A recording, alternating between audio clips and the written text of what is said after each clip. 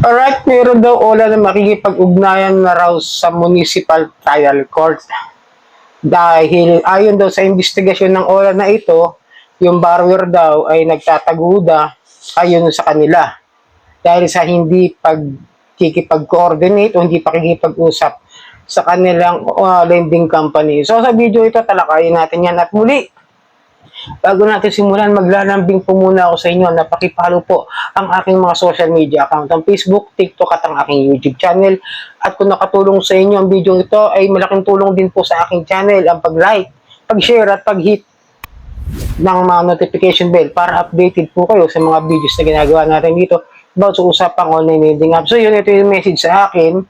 Dahil sa patuloy na hindi mo pakikipag-ugnayan sa aming mga text message, ay napagpasyahan namin na kami ay makikipag-ugnayan sa inyong Municipal Trial Court dahil sa inyong pagkakautang sa online lending company na hindi pa rin mabayaran sa tagal ng iyong pagkakautang na lumalabas sa investigasyon na ikaw ay nagtatago at patuloy na hindi nagbibigay ng pansin sa inyong due obligation. Binigyan ka namin ng ultimatum na makapagbayad ng buo sa iyong balance sa online lending application hanggang ngayong araw, September 3, 2025. Upang ma-hold ang iyong papel sa Fraud Section Article 315 Estafa o Swindling, Article 318 Deceit or Deception, Article 1170 Breach of Contract, Republic Act 8484 Collection of Sum of Money or Small Claims.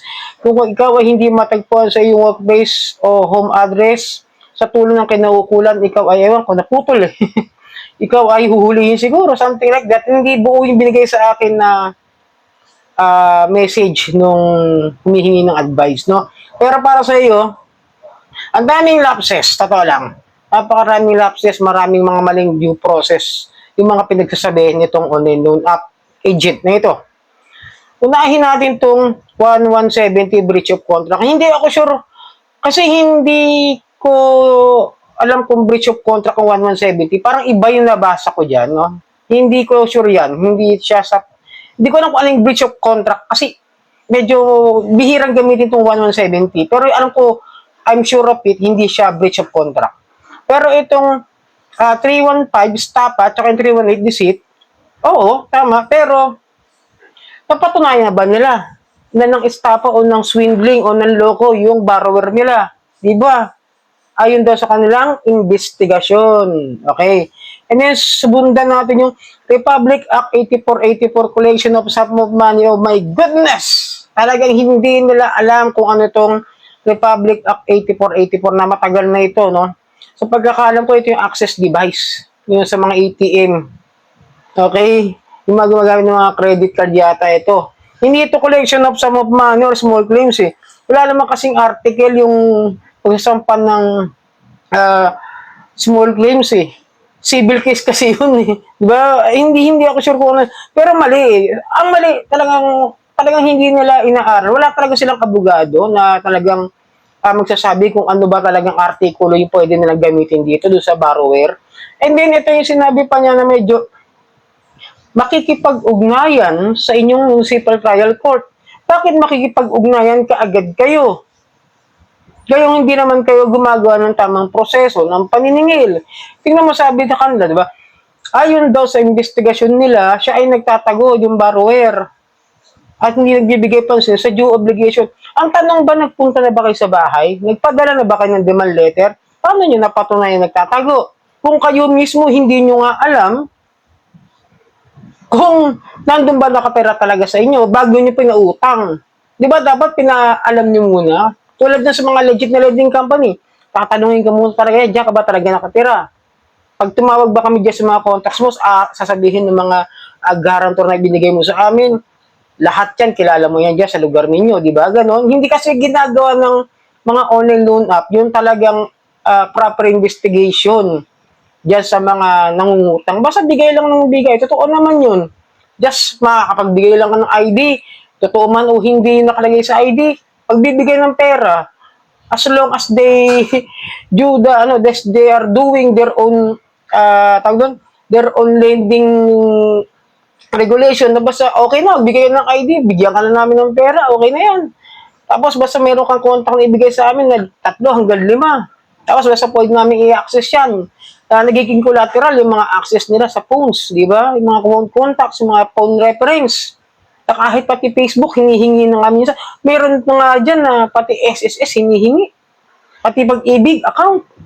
Di ba? Medyo nakakatakot na yung mga ganong mga allowed permissions nitong mga online loan app. Tapos, makikipag-ugnayan sa municipal trial court. Diyos me. Bakit kayo makikipag-ugnayan sa kanila kung kayo mismo hindi nyo alam kung paano yung mag-process ng small claims?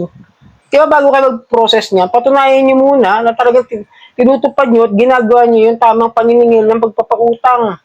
At pati na rin yung pagbibigay ng mga demand letter doon sa client. Hanggat hindi hindi na sasagot sa inyo na yung sa mga demand letter hindi talaga nakikipag-coordinate, pwede na kayo magsampan ng kaso. Pero dapat pupunta rin kayo sa bahay para doon sa tunay na investigasyon, doon talaga bang yung taong yan ay nagtatago o hindi. Ako, experience ko na pinupuntahan ako sa bahay. Diba? Sabi ko, ilan ang beses ko na pinaulit-ulit sa inyo. Kaya hindi ako natatakot na pumunta sila sa bahay namin doon sa Caloocan dahil permanent address ko po yun. Kaya nandun po ang aking mga magulang at kapatid dahil doon lagi may tao sa bahay. Kaya ang problema, wala kaming bahay. Ibig sabihin, hindi kami yung sariling bahay, nangungupahan. Yes, gano'n, mga ganyan, di ba? Pero hindi sabing, hindi kami ron, pero permanent address kasi ang gamit ko para mas madali akong matuntun. Pero kung sasabihin nyo nagtatago at hindi kayo nakikipag-coordinate, bakit kayo makikipag-coordinate sa inyo kung ganito yung message ninyo?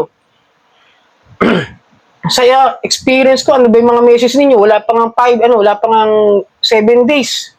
5 days pa lang, meron ako na-receive na harassments.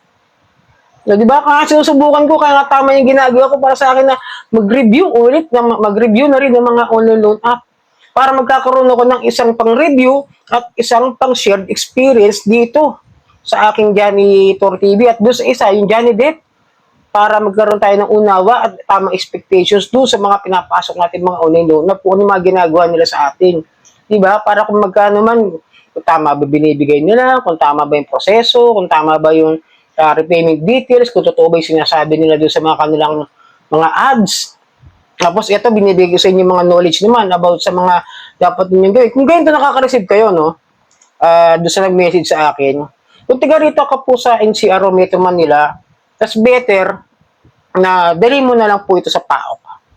Mas malaking tulong po magagawa ng pagre-report at pagpapail ng complaint sa PAOK. Doon na po lahat ang ahensya ng gobyerno, the PNP, the NBI, the SEC, the NPC, the other government agencies na makakatulong sa inyo para mas maintindihan nyo kung ano yung mas dapat nyong gawin talaga. Pero kung ito, ma-receive nyo sa akin, bali wala lang yan. Ang mahirap din kasi minsan, yung mga contacts ninyo, medyo may mausok. Okay, yung mga contacts nyo, kausapin nyo dahil siguradong guguluhin din po nila. So sana nakatulong ang video ito na huwag kayong papaka-stress pag nakaka-receive kayo ng ganito. It's better to report na lang sila sa PAOK. Okay? So, sana nakatulong ang video ito. Muli, maglalambing ako sa inyo na pakipollow po ang aking mga social media account ng Facebook, TikTok at ang aking YouTube channel. Maraming pong salamat sa ulitin.